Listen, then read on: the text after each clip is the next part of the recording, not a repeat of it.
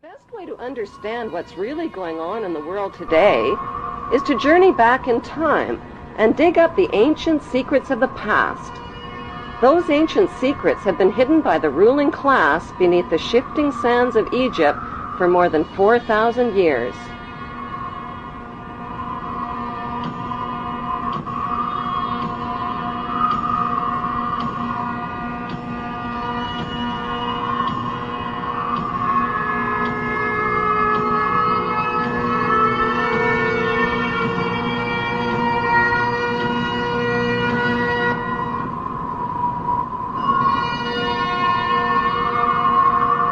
Historian travel guides like Josephus, Herodotus, and Manetho, as well as writers like David Rohl, Ralph Ellis, and Niels Peter Lemke, provide flashlights into the past. The earliest remains of human life on Earth were discovered in Africa.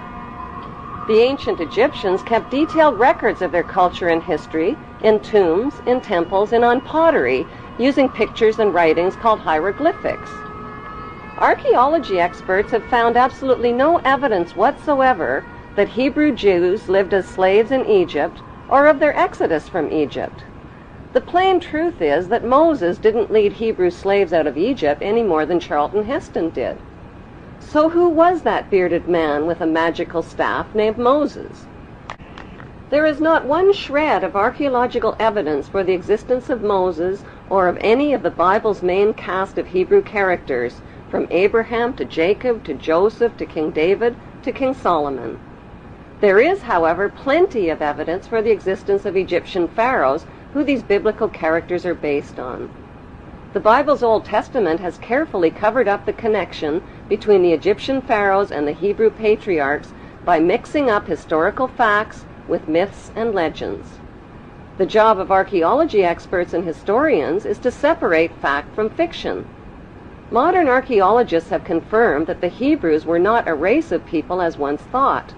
They were a Semitic and Asiatic class of foreign workers who migrated into Egypt from neighboring lands in search of work as craftsmen and builders.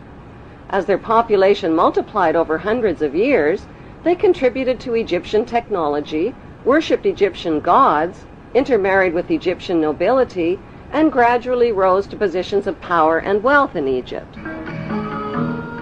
The Bible story of the Hebrew Jews begins with Abram, who was born north of Canaan in the town of Ur around 2055 BC. Abram married his beautiful sister Sarai. At God's command, the incestuous couple changed their names to the Egyptian names of Abraham and Sarah and migrated to Egypt. Once in Egypt, Abraham turned his sister wife Sarah over to the Pharaoh as his harem sex slave and was rewarded with gold and silver.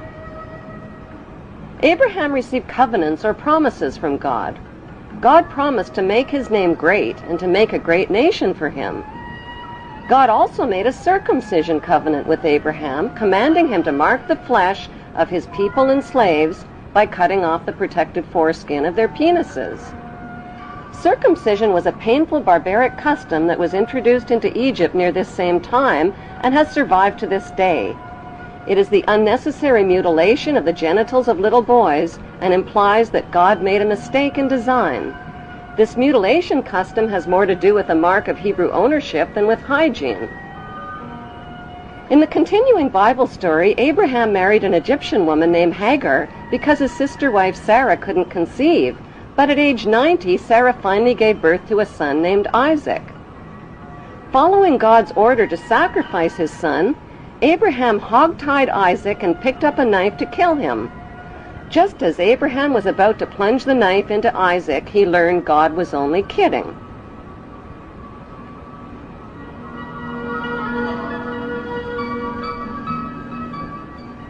Who was the ruling pharaoh that the Bible neglects to identify when Abraham and Sarah reached Egypt? His name was Amenemhet I, and he ruled Egypt from 1991 BC to 1962 BC.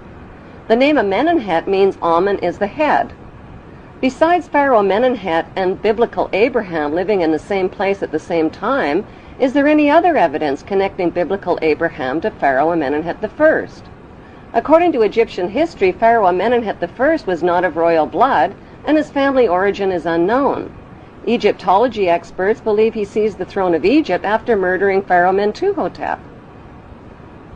In 1818, Antonio Lobolo made a revolutionary discovery that identified the biblical Abraham as an Egyptian pharaoh.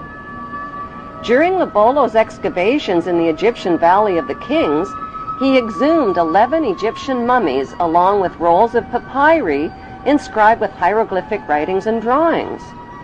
One of those drawings was interpreted by Mormon Joseph Smith and his Egyptologists as Abraham sitting on the pharaoh's throne. Abraham's name was also deciphered on a roll of papyrus.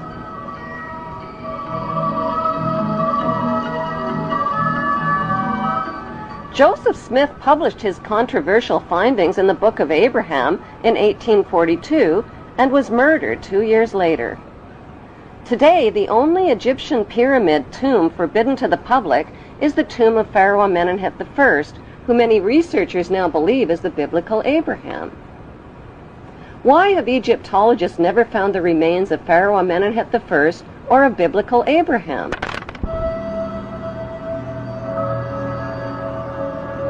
The best explanation is that their common remains are concealed inside the famous Ark of the Covenant. The Hollywood movie Raiders of the Lost Ark was about the search for the lost Ark of the Covenant. According to the Bible story, the tablets of the 10 Commandments given to Moses by God were stored inside the Ark. The Ark of the Covenant is, in fact, an Egyptian canopic chest, where the dried organs of royal kings and pharaohs were stored, not the 10 Commandments. Why did the Hebrews call their royal canopic chest the Ark of the Covenant? Because the name signifies the covenants or promises that God made with Abraham. Would the Hebrews carry the Ark of the Covenant into battle to kill and steal if it really contained commandments like, "Thou shalt not kill or steal"? The best explanation is that the Ark contained the remains of their ancestral leader who led them into battle. Biblical Hebrew rulers like King Solomon broke all of the commandments, just like today's rulers who make and break laws and commandments to exploit the obedient masses.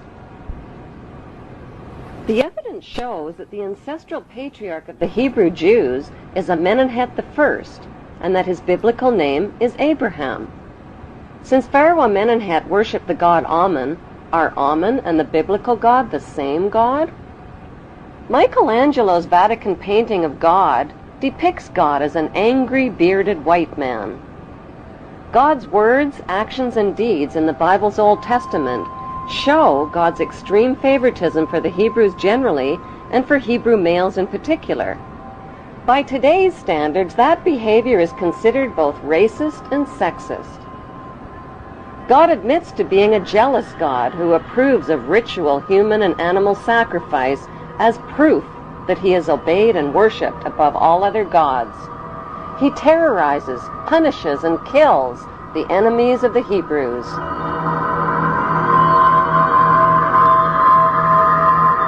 He uses his godly power to kill Egyptian children and spread plagues, famines, pestilence, and darkness. He magically turns staffs into deadly venomous snakes and turns the Nile River into blood. Like the biblical god, the god Amun-Ra also turns the Nile River into blood in the Egyptian myth of Hathor. The Bible God's opinion of humanity is that all human beings are sinful children who are all born into sin. Since his words and deeds describe an angry, violent, and jealous God, are the biblical God and the ancient Egyptian god Amun, whose name is repeated over and over in the Bible, one and the same God? What is an Egyptian pyramid and the eye of the Egyptian god Horus doing on the American $1 bill? Why have Washington, London, and the Vatican erected towering obelisk monuments honoring the pagan Egyptian god Amun-Ra? In the next Bible episode, Abraham's son Isaac, who Abraham almost stabbed to death, grows up to father twin boys named Jacob and Esau. A murderous rivalry develops between the twins, and Jacob flees to a place known today as Bethel in Israel. He lays his head down to rest on a large, smooth stone and dreams of a stairway reaching to heaven like a ladder. The stairway in Jacob's dream describes the step pyramids built by Egyptian pharaohs like ladders reaching to heaven. The symbolic stone where the Hebrew Jacob laid his head thousands of years ago in Bethel is alternately called the Stone of Jacob, the Stone of Destiny, and the Stone of Scone. Today, the symbolic stone can be found underneath the British throne chair on top of the symbolic step pyramid where the Queen and other British monarchs have been crowned. The battered oak coronation throne, on which every English monarch has been crowned, is built over the Stone of Scone. As the Bible story continues, God promises Jacob that a nation and a company of nations shall come from him, and kings will spring from him. Jacob marries 2 of his girl cousins and fathers 12 sons. As Jacob ages, Joseph becomes his favorite son, and Dan becomes his venomous son.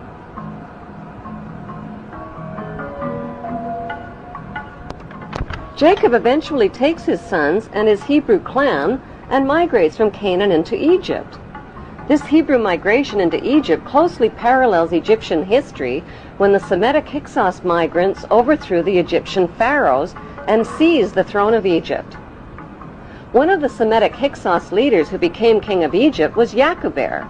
Since Yaqubeir is the Aramean name for Jacob, Egyptology experts interpret this as factual evidence that the biblical Jacob and the Hyksos king Yaqubeir were one and the same.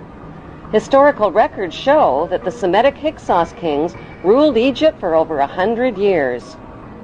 The Egyptian people rebelled against these Semitic kings and pushed them into northern Egypt.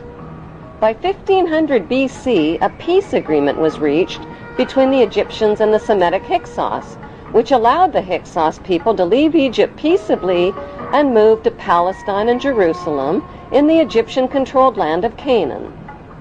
Their gradual and peaceful migration closely matches the Bible story of the Semitic Hebrew exodus from Egypt into Canaan in 1447 BC.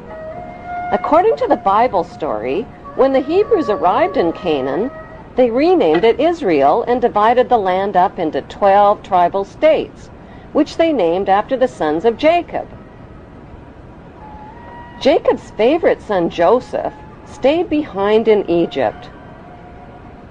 Joseph hid his Hebrew identity by marrying an Egyptian wife and changing his name to the Egyptian name Zaphanath-Paneah, which means he who can reveal secrets. According to the Bible, Joseph ruled Egypt as the Pharaoh's top vizier and bought up all the private land in Egypt from the starving people. Then he taxed them out of 1/5 of their income. Was Joseph the chief vizier of Pharaoh and Moses, who negotiated the peace agreement allowing the Semitic Hebrew Hyksos people to settle in the Egyptian-controlled land of Canaan? The Hebrew connection to the Egyptian pharaohs is further revealed in the biblical story of Moses. Many years ago, in a land called Egypt, there lived a very mean king. Egyptian kings were called pharaohs.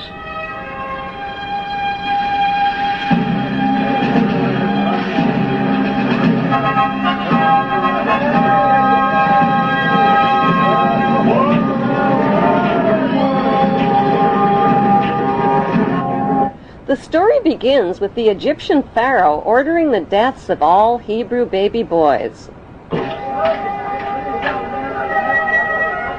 Oh no! They won't get my baby. I'll find some way to save him.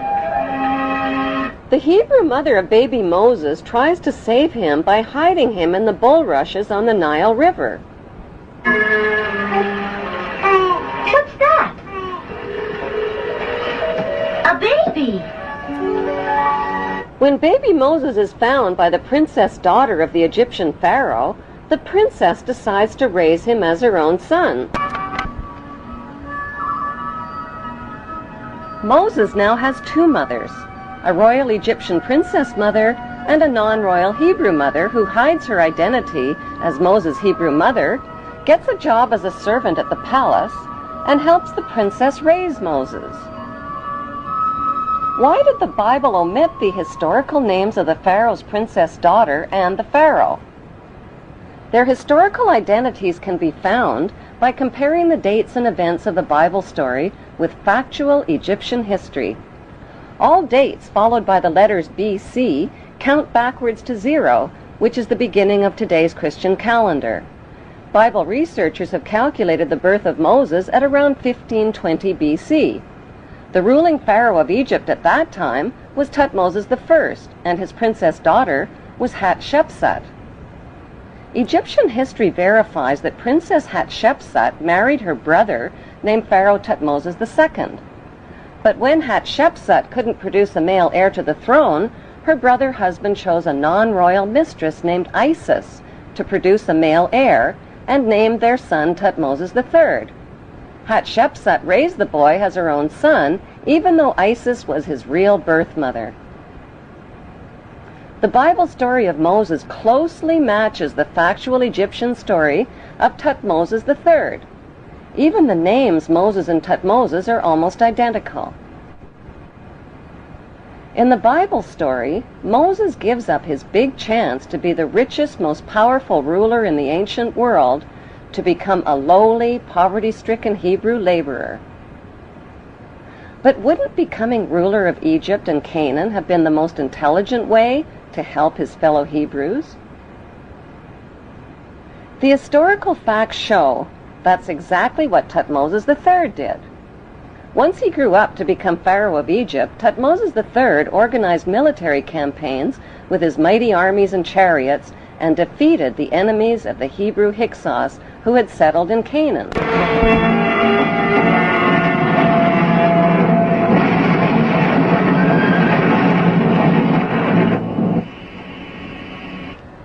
After his famous Battle of Megiddo in Canaan in 1479 BC, Thutmose installed district governors in garrison cities throughout Canaan. Did Thutmose choose his district governors from the 12 Hebrew tribes named in the Bible?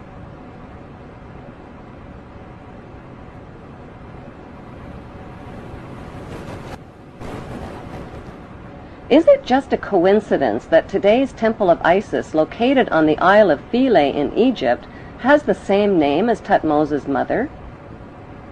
Some suggest that Thutmose III built the original Temple of Isis to honor his Hebrew mother, who was named after the goddess Isis, and that the temple was later restored by the Ptolemy kings. An inscription inside the temple identifies Isis as the mistress queen of Egypt. Today, Thutmose III is immortalized in stone in the corporate city-state of London, right next to his Egyptian obelisk honoring the pagan Egyptian god Amun. Why has UNESCO and others spent billions of dollars and years of labor moving the massive tonnage of the Isis temple and obelisks honoring the pagan god Amun? The answer lies within the continuing Bible story. After the Hebrews settled in the land of Canaan, they renamed it Israel. Their king, King David, reigned for 50 years. Egyptian history reveals that Pharaoh Susenes also ruled Canaan for nearly 50 years, at the same time as the biblical King David. Both battled the same enemy called the Sea People or Philistines.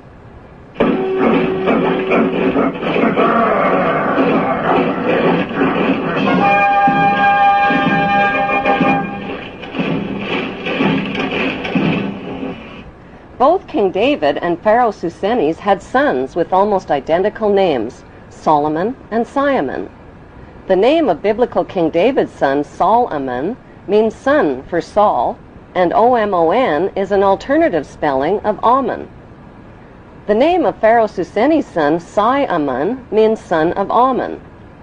Simeon and Solomon reigned at exactly the same time and fought the same enemies in Canaan, called the Mitanni, the Hittites, and the Philistines. Pharaoh Simon's documented battle with the Philistines in Palestine and his capture of the Canaan city of Gezer clearly proves an ancient alliance between the Egyptians and the Hebrews.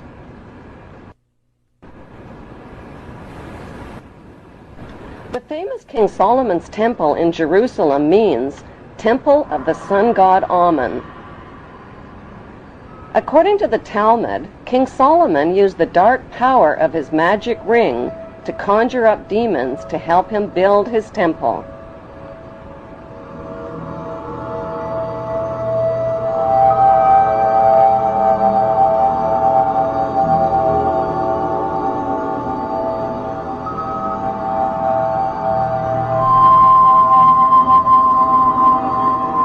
The temple became the center for sexual orgies, the worship of golden idols, and for animal and human sacrifices, including the sacrifice of infants and children.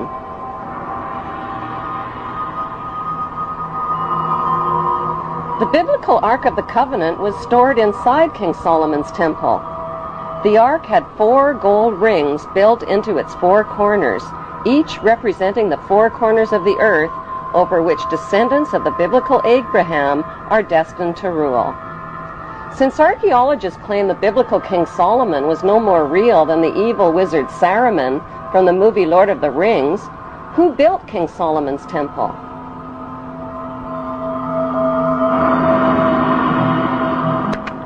The temple was most likely built by Pharaoh Simon, who King Solomon's fabled character was based on. Today, all that remains of the temple is the Wailing Wall, where Israel's Jews still gather to worship in Jerusalem. Did the Hebrew authors of the Bible's Old Testament really expect readers to believe that Abraham lived to be 175? That his sister wife Sarah gave birth at age 90? That Moses turned staffs into snakes and rivers into blood? Why did the Hebrew authors of the Bible omit all of the important historical names of Egyptian pharaohs? Why did they mix up historical fact with myths and legends? The big question is, what did they have to hide? Researchers of both Bible and Egyptian history have concluded that the Hebrew authors of the Bible covered up the fact that the Hebrews and the Egyptians shared the same royal bloodline. But why? Why the cover-up? Because after the Egyptian people forced the Hebrew Hyksos kings out of Egypt, the only way the Hebrews could continue ruling Egypt was to hide their Hebrew identity from the Egyptian people. They did that by changing their Hebrew names to Egyptian names and intermarrying with Egyptian royalty, just like the biblical Joseph did. With the blur of confusing Judases, Thomases, Jameses, Marys, and Josephs found in the Bible, many researchers have been challenged by the Bible's name game and its who's who mysteries. One way of decoding the Bible is to profile the main cast of characters and create a royal genealogy chart. The connection between the lives of the main Bible characters and the lives of real, historical figures line up like answers in a crossword puzzle. Far from being poor and uneducated, Jesus' inner circle of family and disciples were well-educated and well-off descendants of royalty. The disciple called Nicodemus of Bethany was in reality the son of Nicomedes IV of Bithynia. Joseph of Arimathea was in reality Joseph of Judea, an extremely wealthy tin merchant and descendant of King Zedekiah and Mattathias. The Virgin Mary of Bethany was in reality Mary of Bithynia and wife of her rich uncle Joseph of Judea.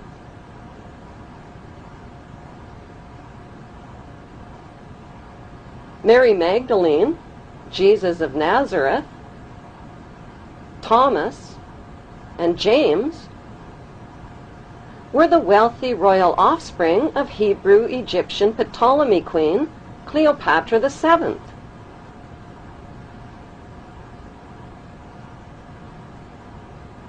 Why did the Bible alter and even omit key historical names and dates? To cover up the real Hebrew identities of the royal ruling families of Egypt and the Holy Roman Empire, whose secret religion was and still is the cult of Amun. Cleopatra was the last in a succession of Hebrew Ptolemy kings.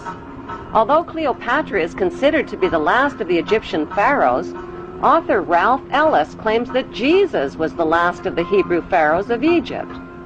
Jesus, a pharaoh? How is that possible? The historical facts show that the last pharaoh of Egypt was Ptolemy XV, who was nicknamed Caesarion or Little Caesar. Born in 47 BC, Caesarion was the son of two of the most famous parents in world history, Roman ruler Julius Caesar and Egyptian pharaoh Cleopatra.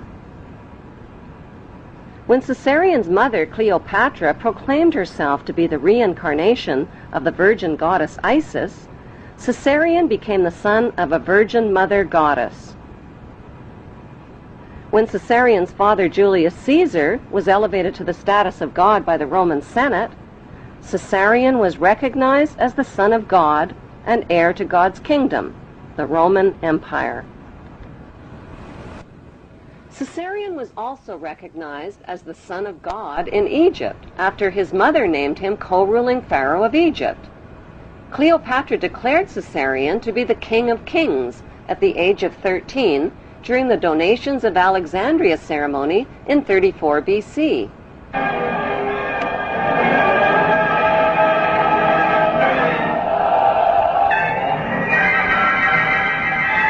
The face of history suddenly changed when Caesarion's father, Julius Caesar, was stabbed to death by his most trusted men.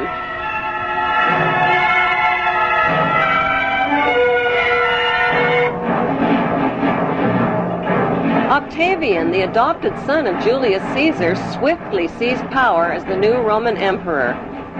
After Caesar's death, Cleopatra became romantically involved with a married commander from Caesar's army named Mark Antony. Mark Antony and Cleopatra parented 3 children, a twin boy and girl, followed by a second boy.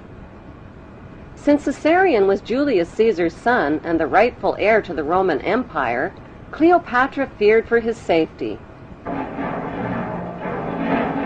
When Octavian's mighty Roman army invaded Egypt, Cleopatra arranged for Caesarion's safe passage out of Egypt with her most trusted servants. Historians confirm that Cleopatra sent Caesarion to India. There are no historical records of Caesarion's fate, despite false rumors of his capture. Cleopatra's trusted servants who traveled with Caesarion became the boy's parent guardians. But who exactly were these parent guardians who Cleopatra entrusted her son to? Were their names Mary and Joseph by any chance? While Caesarion fled from Egypt with his parent guardians, Cleopatra and Mark Antony's 3 children were placed in the care of Mark Antony's wife. After suffering a crushing defeat against Octavian's invading Roman army, Mark Antony committed suicide by falling on his own sword. The devastated Cleopatra also committed suicide by a self-inflicted poisonous snake bite.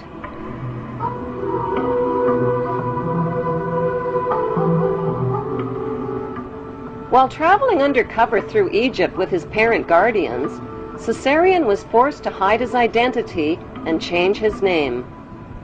The Egyptian name for Jesus is Isu, which means the son of Isis. It can be found in Egyptian hieroglyphics.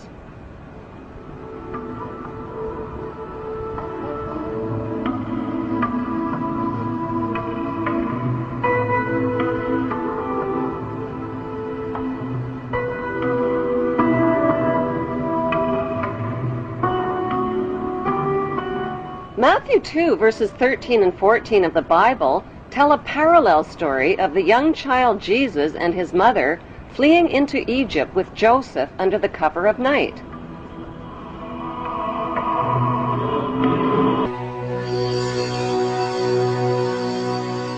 In the year 1887, a book was published in Russia which rocked the Christian world.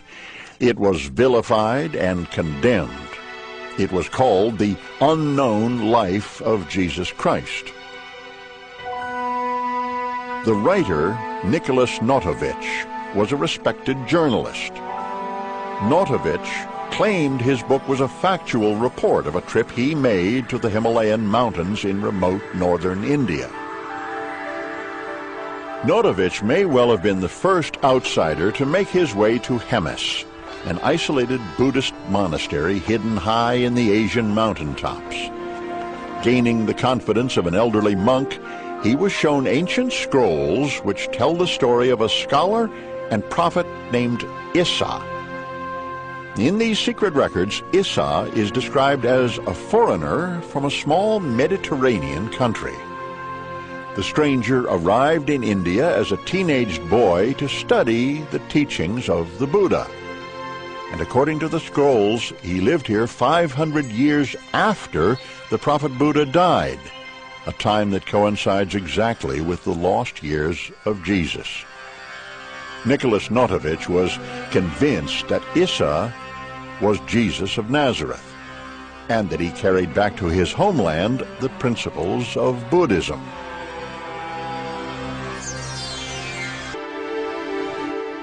Half a century after Notovich was in Hemis in 1902, a Hindu priest sought refuge in the same remote Indian monastery. He too translated the scrolls and published a work. His translation verifies the work of Notovich.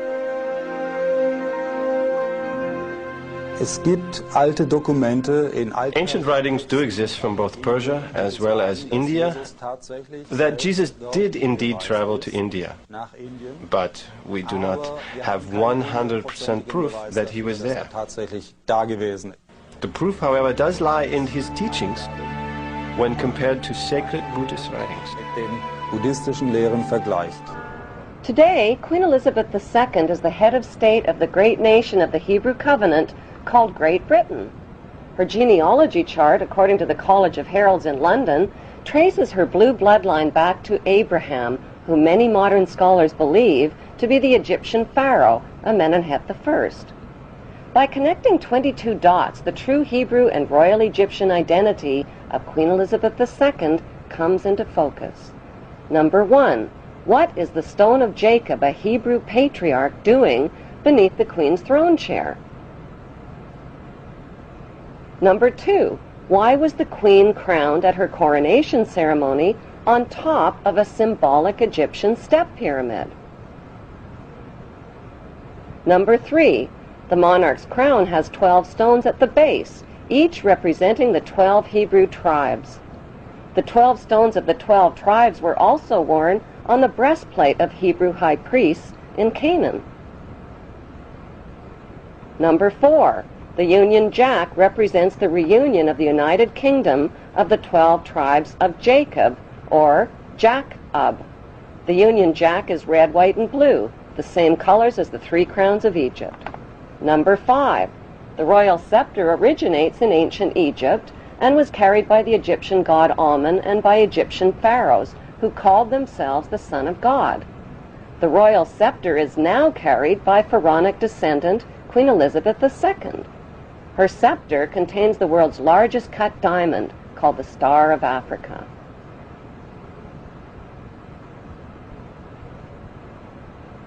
Number 6. The Queen's punishing flail or whip is partially hidden under her arm. The flail or whip also originates with the pharaohs of ancient Egypt. Number 7. The symbol of the bee can be found within the Queen's royal wardrobe. In ancient Egypt, bees were the symbol of Egyptian royalty as well as the symbol of Egypt. Number 8. The symbols on the British coat of arms reveal Britain's Hebrew origin. According to the Bible, the harp symbolizes the Hebrew King David. The biblical lion and unicorn holding up the shield symbolize the nation of Israel. The motto, Dieu est mon droit, means God and my right, indicating the divine right of the British monarch to an eternal throne. Number 9. The headdress worn by judges and the Queen's high-ranking officials originate in ancient Egypt.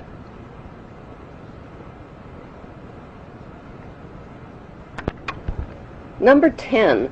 Kilts like the one worn by Prince Charles originate with the Egyptian pharaohs who wore white kilts. Number 11. The hymn, Zadok the Priest, written by Handel, was performed at the Queen's coronation in 1952. Zadok the Priest was the biblical priest who anointed the Hebrew King Solomon while the people cried, "God save King Solomon! Long live King Solomon! May the king live forever!" God save Queen Elizabeth. Long live Queen Elizabeth. May the Queen live forever.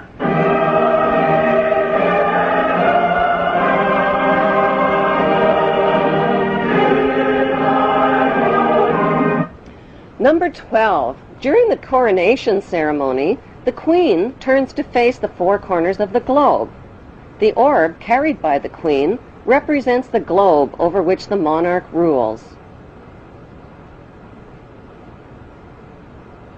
Number 13. The monarch's coronation gifts of a rod, bracelets, and a ring are a reenactment of the Bible story of the Hebrews, Judah, and Tamar.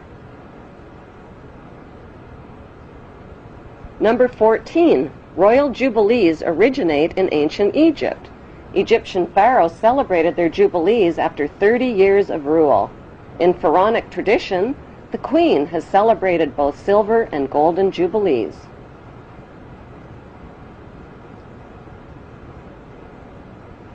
Number 15. Incest was practiced by ancient Egyptian royalty. Mothers married sons and brothers married sisters to keep the power and the money all in the family. Like their pharaonic ancestors, the British monarchy have a long history of incestuous inbreeding. Number 16. The corpses of deceased pharaohs were preserved and entombed beneath their pyramid temples. The corpses of 19 deceased British monarchs are also preserved in marble tomb slabs beneath the modern-day temple called Westminster Abbey.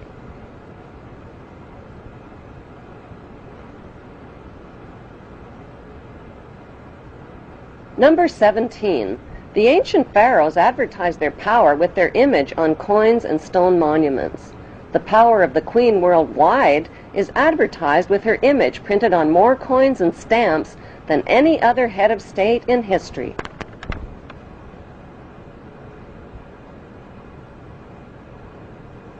Number 18. The structure of government in ancient Egypt was a step pyramid model, with the Grand Vizier and priesthood one step below the pharaoh. Today's monarchy reigns using a much more sophisticated pyramid model of authority.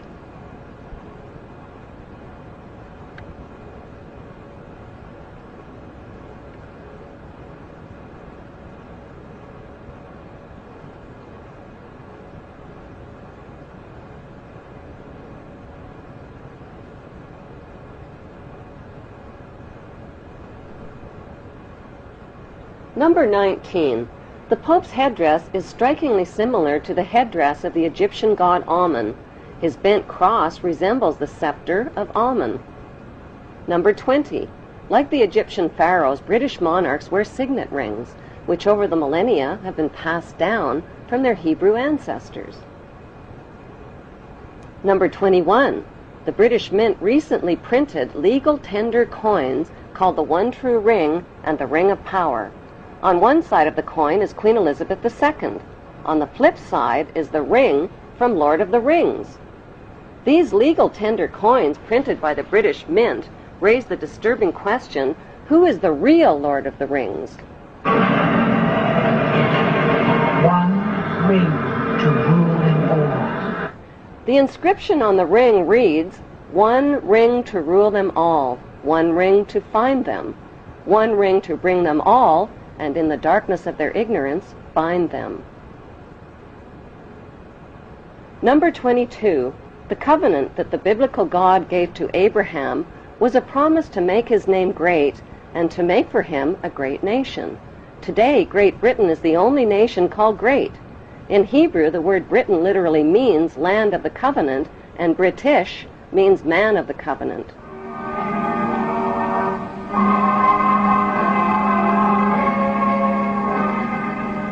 Danish royalty from the tribe of Dan intermarried and became related to almost all of the monarchies of Europe, including Queen Elizabeth of England. The bloodline of the tribe of Dan was firmly established in royal power circles. A unique Viking genetic disease called Dubitraz contracture, causing tightening of the tendons in the hand, give it a claw-like appearance. U.S. President Ronald Reagan and British Prime Minister Margaret Thatcher contracted the Viking genetic disease and are believed to be descendants of the Vikings, and thus descendants of the tribe of Dan.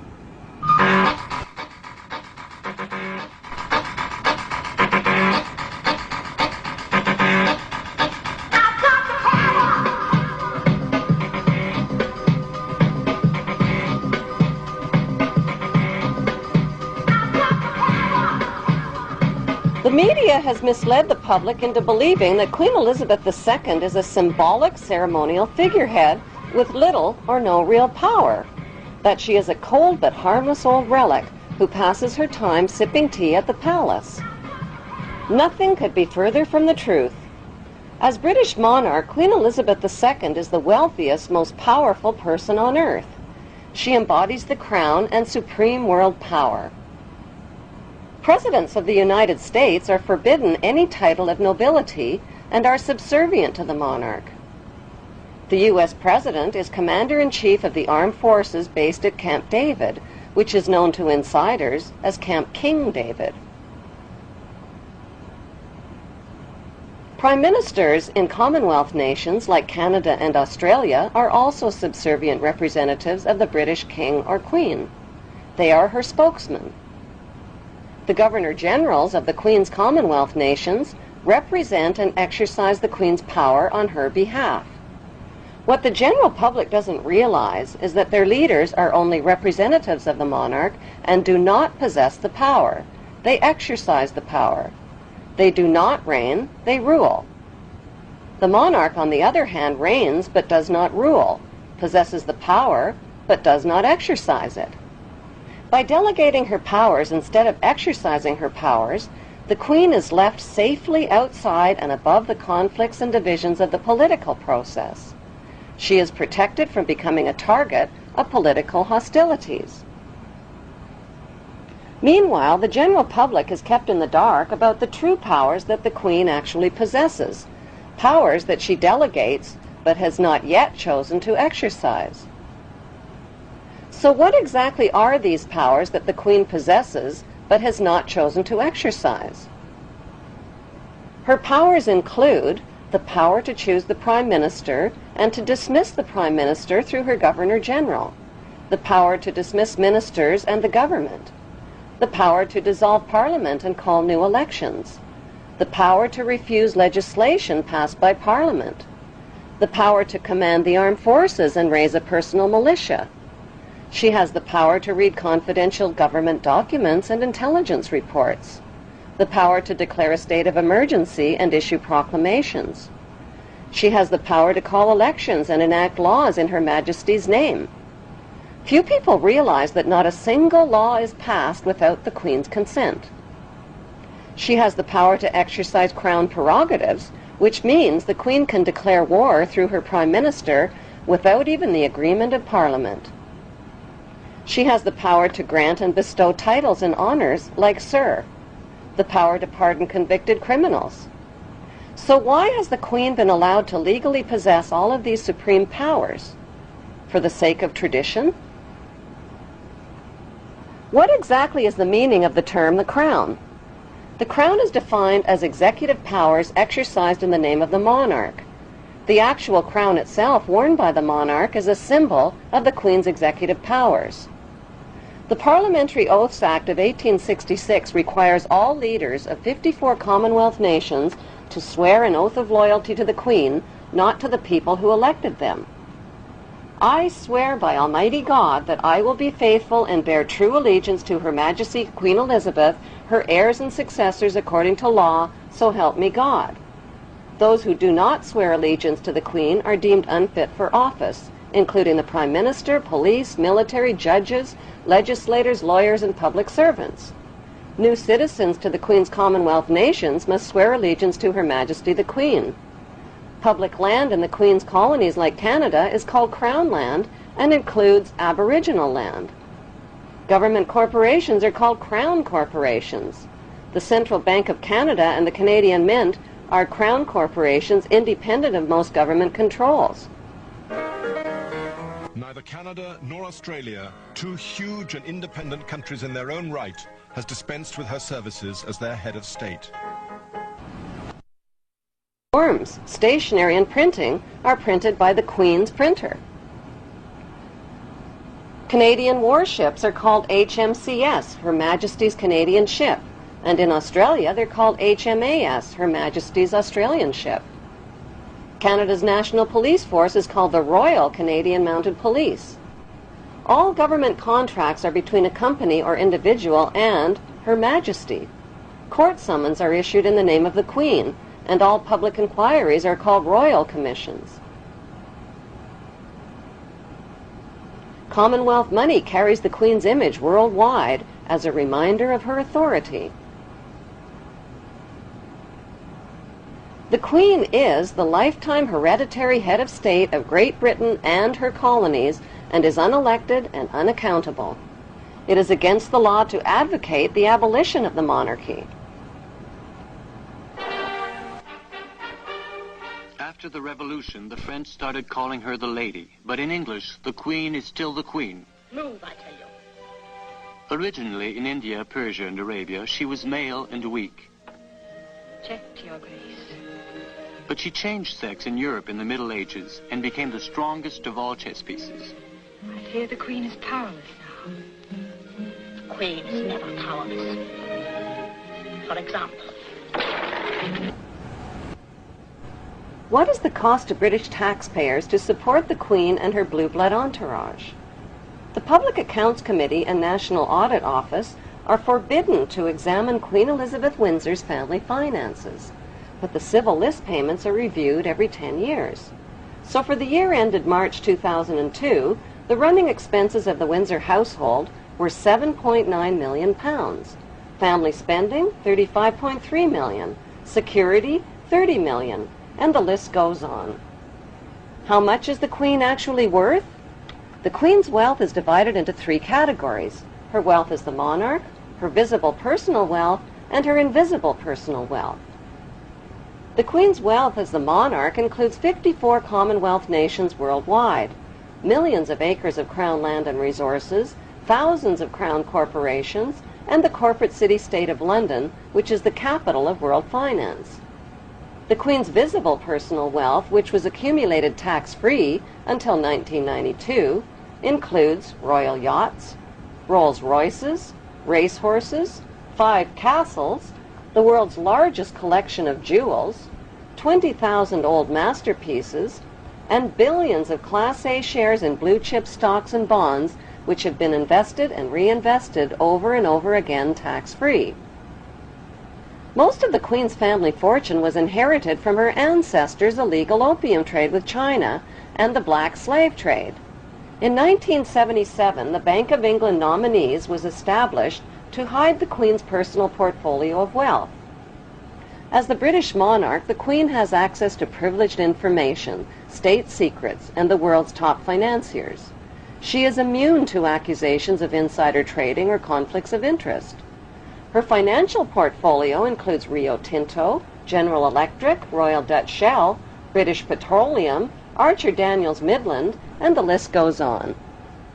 The Queen's visible billions are but a tiny fraction of her invisible wealth accumulated through the black nobility. What is the black nobility? The black nobility is a wealthy aristocracy of elite ruling families who solidified their power in the 12th century by intermarrying with the wealthy godfather families of Venice, Italy. During the bloodbaths of the Christian Crusades, this brutal Italian oligarchy captured the trading monopolies. Over the centuries, the black nobility have used their power and wealth to rape, plunder, and exploit every corner of the globe. Dr. John Coleman's book, The Committee of 300, describes the history of assassinations, kidnappings, robbery, rape, blackmail, coercion, and terror committed by these inbred families on a grand scale. Today, they enrich themselves from the illegal drug and arms trade using well-distanced intermediaries. An estimated $280 billion in flight capital and drug money flows into their secret Swiss accounts. Who are these ruling black nobility families? They include the House of Hanover, Germany, the House of Habsburg, Austria, the House of Orange, Netherlands, the House of Liechtenstein in Liechtenstein, and most importantly, the House of Guelph in Britain. All of these family houses can be found on Queen Elizabeth II's family tree. The black nobility are the founders of the Committee of 300, which is also known as the Illuminati.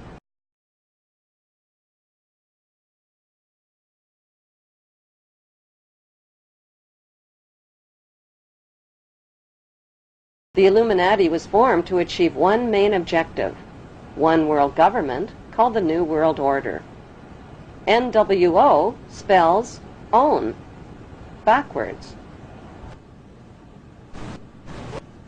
All of today's think tanks originate from the Committee of 300 and include the Round Table, the CFR Council on Foreign Relations, the United Nations, the Bilderbergs, the Club of Rome, the RIIA, and the Trilateral Commission founded by David Rockefeller. Since the British colonization of America, many powerful American families have formed secret societies that cooperate with the black nobility, like the Skull and Bones fraternity at Yale University, which is rooted in German Freemasonry.